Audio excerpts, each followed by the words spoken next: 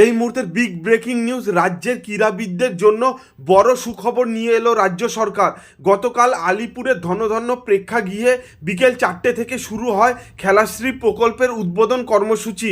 সেখানেই বেশ খোশ মেজাজে পাওয়া গেল মুখ্যমন্ত্রী মমতা বন্দ্যোপাধ্যায়কে। ব্যাট হাতে ক্রিকেটও খেললেন তিনি, সেই সাথে জানালেন কৃতি ক্রীড়াবিদদের জন্য ভাতা এবং চাকরির কথাও।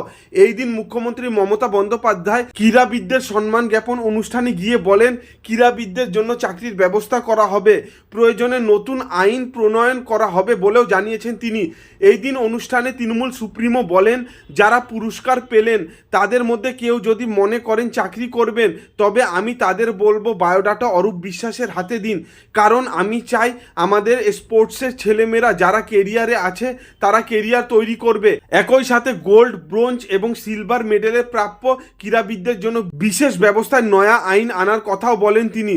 এমনকি তিনি এটাও বলেন যে ইতিমধ্যেই নাকি কাগজপত্র তৈরি করতেও বলা হয়েছে।